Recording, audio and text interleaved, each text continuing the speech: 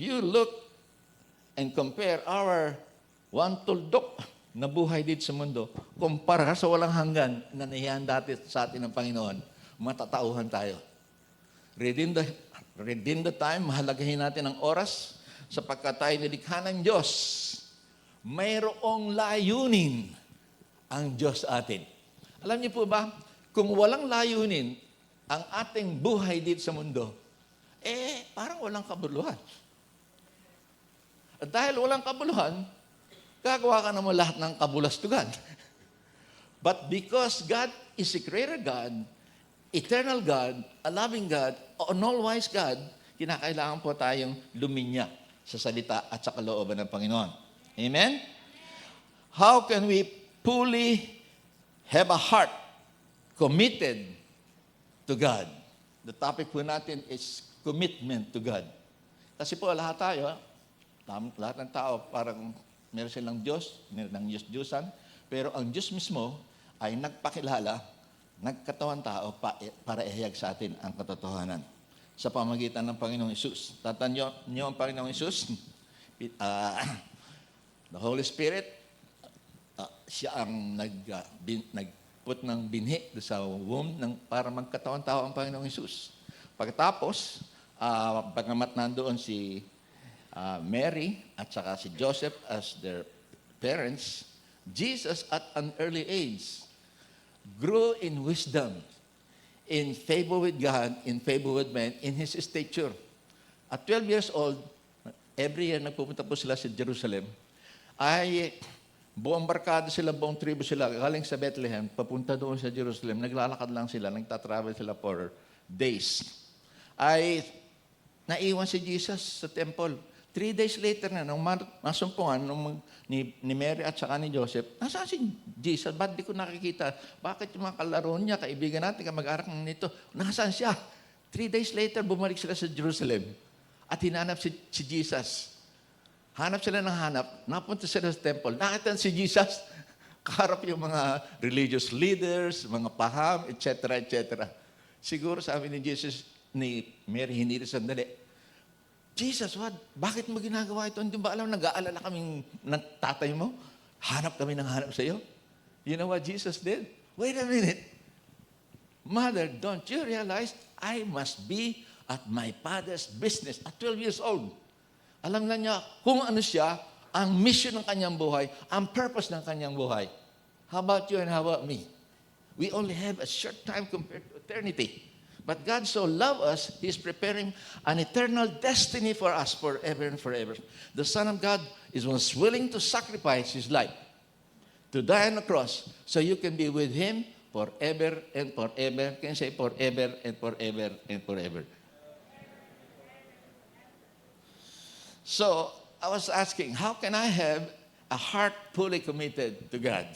I stopped and just think, and I remember a young man called Daniel. How many of you remember this story of Daniel? Israel was ransacked. The king was overcome by King Nebuchadnezzar, another powerful army and kingdom during that time. Ang ginawa po nitong haring ito, lahat ng mga makikisig, magaganda, matipuno, matatalinong mga kabataan, hinakot niya. Kasama doon si Daniel, Meshach, Shadrach, Abednego, lahat ng kanyang mga kaibigan. Kaya lamang, sila ay tetrainin para maging katulong ng haring Nebuchadnezzar na palakarin ng maayos ang kaharian. So they are being trained and mentored.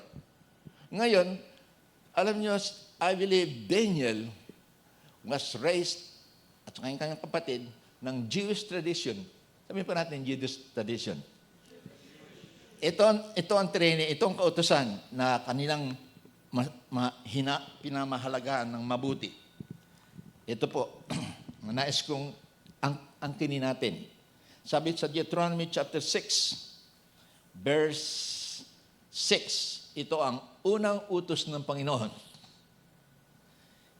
At iyong ibigin ang Panginoon mong Diyos ng buong puso, ng buong kaluluwa, ng buong lakas.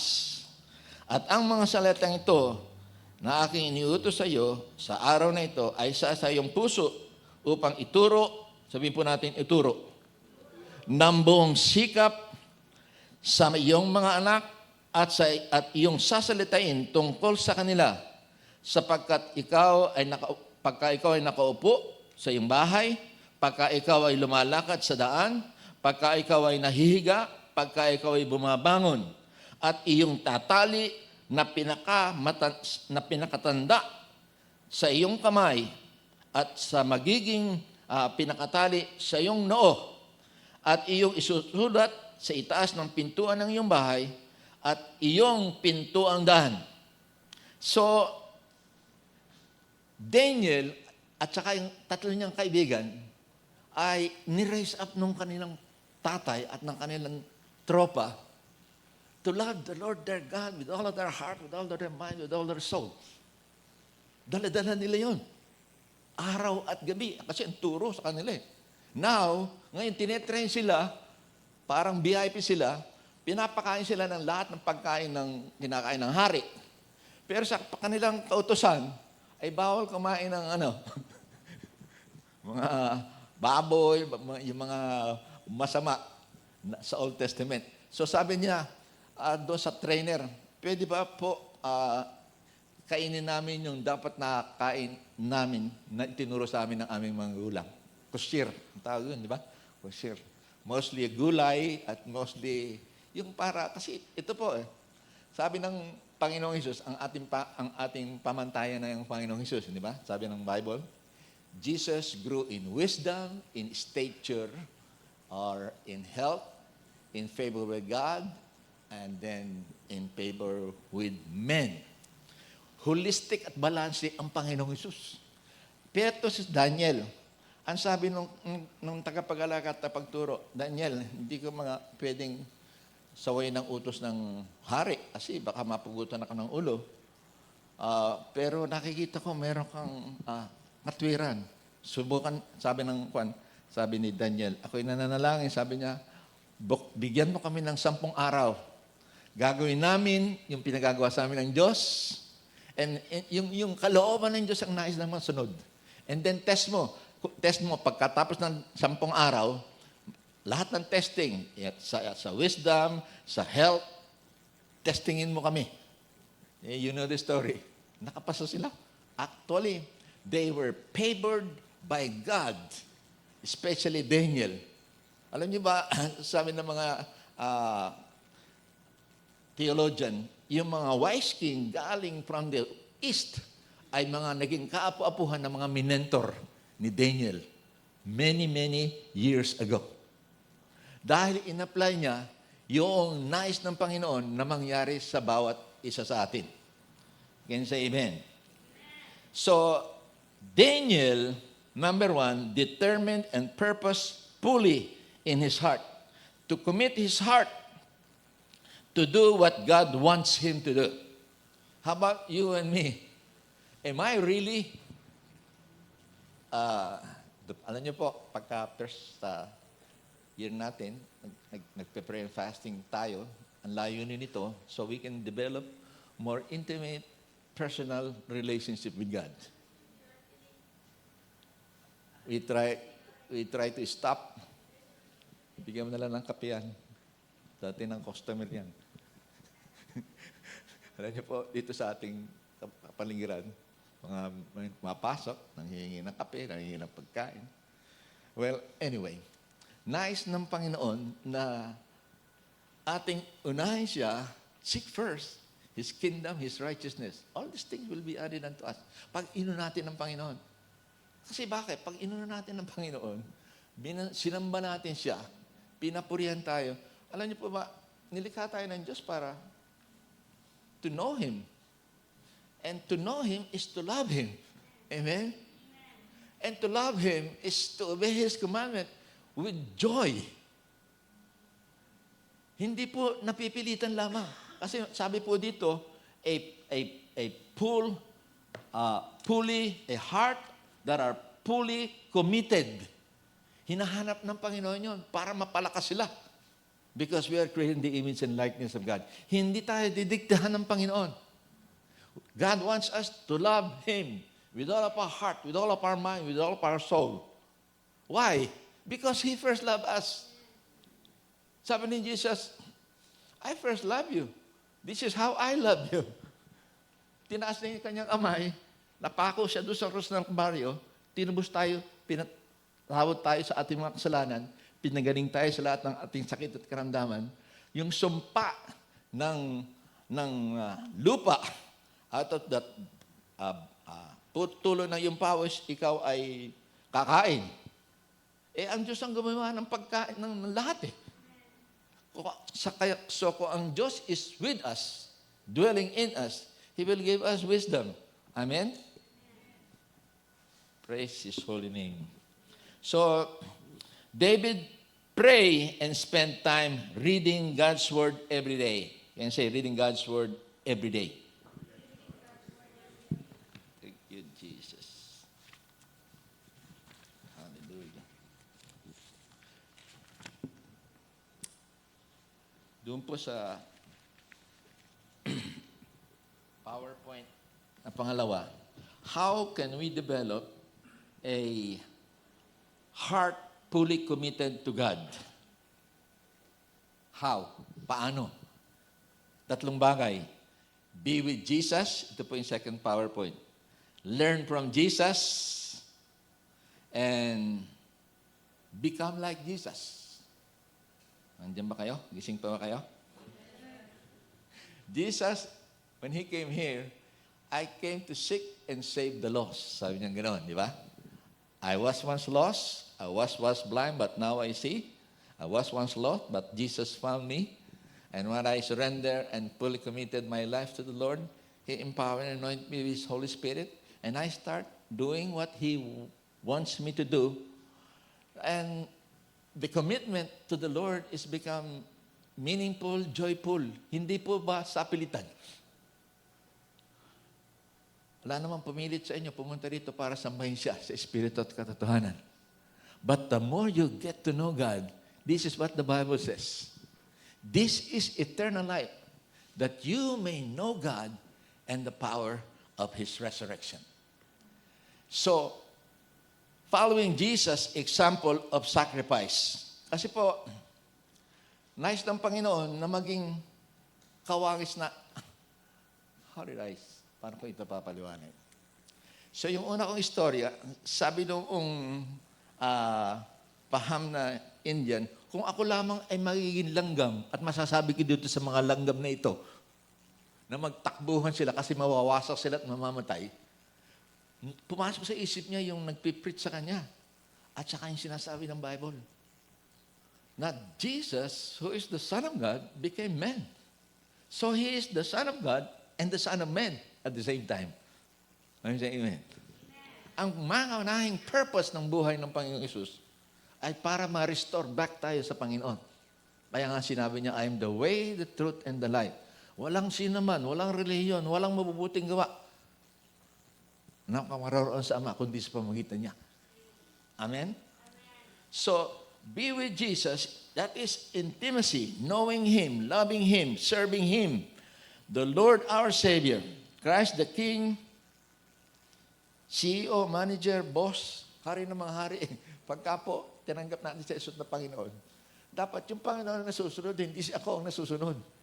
Kaya tayo, kung ano-anong mga hindi maganda ang nangyayari sa ating buhay dahil hindi talagang siyang Lord na ating buhay.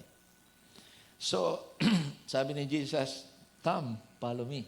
Alam niyo po, Jesus is interested on people who are coming and following because He can mold and shape him to become like Christ. Pero yung mga Jesus fans, susulpot, lulubog, lilitaw, hindi tunay, hindi po yan nakaka-impress sa Panginoon. So, nice ng Panginoon. Number 1, be with Jesus intimately. Number 2, learn from Jesus. It's about learning to love. Genuine love does not stay or come naturally. It has to be learned. So, as we spend time with God, become like Jesus. How can I do this? How can we do this? Patayo na yung ating susunod na speaker. Ating closing. Kasi po, inumpisahan sa time, kinakailangan mahalagay natin yung oras na yon. Because we are commissioned, first and foremost, responsibility natin to maximize the use of time so we can be transformed in the image and likeness of Christ. Eternity po ang nakataya dito. Amen? Share ko na lang sa inyo yung nadinig ko, na-share ko nung mandalas ito. Yung, how can I become like Christ? Yung pong acrostic na growth, Growth. G stands for every day. Every day, ito yung ginagawa ni Jesus. Go to God in prayer every day.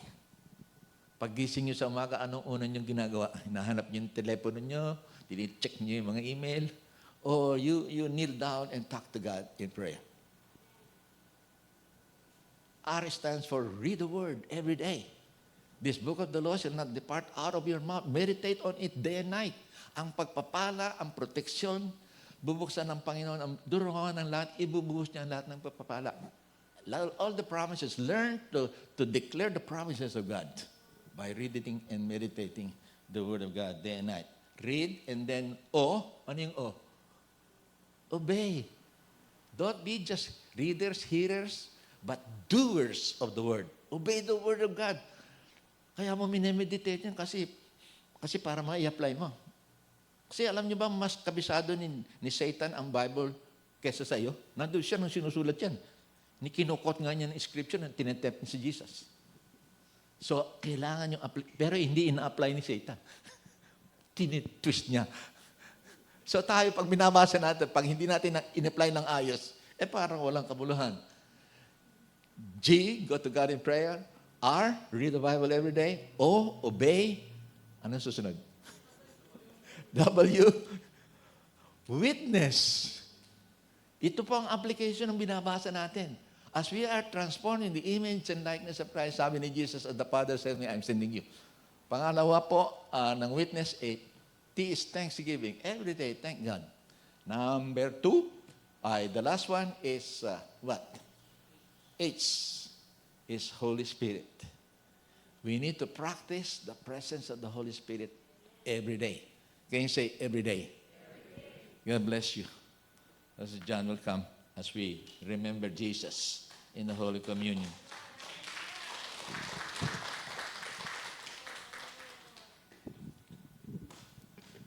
Amen. Thank you, Pastor. I'm reminded here this morning as we are challenged to be committed in 2026 in the work of the Lord and our relationship with Jesus Christ. Na it's God's kindness that leads to repentance. Sabi po ng Biblia that we are the bride of Christ. The church is the bride.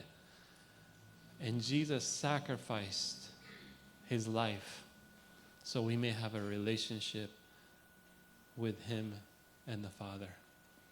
And in his Last Supper, he reminded his disciples. Sino pa mga disciples, followers of Jesus Christ this morning? Say amen. Sabi niya po, do this in remembrance of me. Have you ever made a covenant or a commitment or a dedication? It's good to remember, di ba? It's good to remember your wife's birthday or your anniversary, di ba? Why? Because it honors that person. Amen? Sabi po ni Jesus in the Last Supper says, do this in remembrance of me. Bakit? He has a covenant with us. Ano yung gagawin niya? So I'm going to die for you. I'm going to die for your sins. And I won't just die for you. I'm going to be beaten and bruised so you may be made whole. Sabi ni Pastor, that you may have life and life more abundant. That's the part what Jesus committed to and covenant to, that we may be saved. Amen? Our commitment is to remember and be in him. Amen? Not just to do, but commit to be present in Christ. Tayo po tayo lahat. This one requirement to partake in the Lord's Supper is to covenant, to commit our life with Jesus Christ. And this morning, before we take the Lord's Supper, I'll give you opportunity to covenant, to commit with the Lord Jesus Christ. Repeat this after me. Father God, thank you. Repeat this after me. Say, Father God, thank you for sending your only Son, Jesus Christ, to show your love for me. I accept his sacrifice, his suffering for my wholeness. By his stripes, I am healed emotionally, mentally, physically, financially. I'm healed. By the blood of Jesus, I am saved. I have eternal life by his work on the cross. With these elements, I remember his sacrifice and his love for me. Father God, we thank you this morning by loving us, for loving us so very dearly and sending your only Son to demonstrate that love. As we take these elements, may you remember your sacrifice and your love for us. Amen.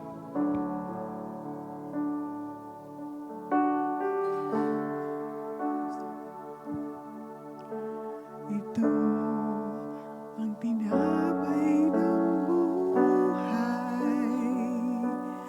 Kanin mo, makibahagi. Yan ang katawang binayubay.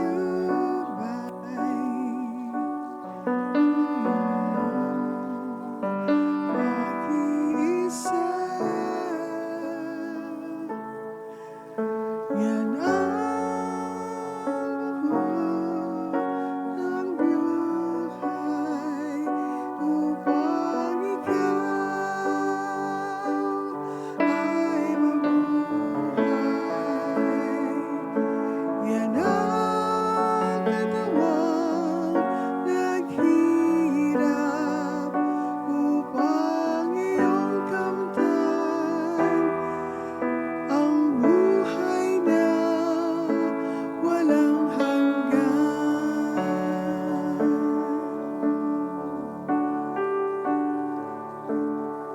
Ito ang saro ng bagong tipan. Inamin mo, makibahagi. Ito ang saro ng bagong tipan. Inamin mo, mag-iisa. Iyan ang dugong dumanak upang ikaw ay luminis. Yan ang dugo ni Kristo na para sa iyo doon sa Kalbaryo ay tumigis.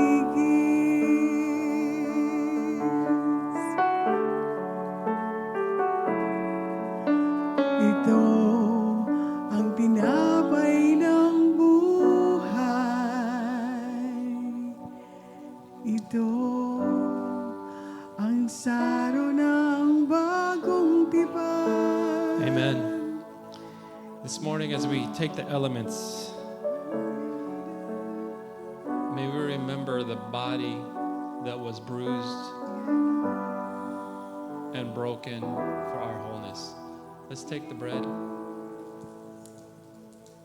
And when he had given thanks, he broke, said, Take, eat, this is my body, which is broken for you. Do this in remembrance of me. Let's take the bread. Thank you, Jesus. Thank you, Lord, for our healing, our wholeness. You didn't just die for us, but you suffered, that we may have the benefits of wholeness, of victory, of abundant life here on earth. In the same manner, he also took the cup after supper, saying, "This cup is a new covenant in my blood. This do as often as you drink it in remembrance of me." Let's take the cup. Let's thank God. Let's thank Jesus right now for the blood that was shed on the cross for our salvation. Lord, we thank you for paying the penalty of our sins. Lord, that this is not just a ritual, but a relationship with you. Salvation is a gift of God. You paid for our sins with your life. You washed us that we may be holy. We thank you for the forgiveness of sin. We thank you for your salvation. We are grateful. In the name of the Father, the Son, and the Holy Spirit. Everybody said? Let's give God praise today. Amen. Amen. God bless you. Have a safe rest of the day as you get home in this weather. Amen.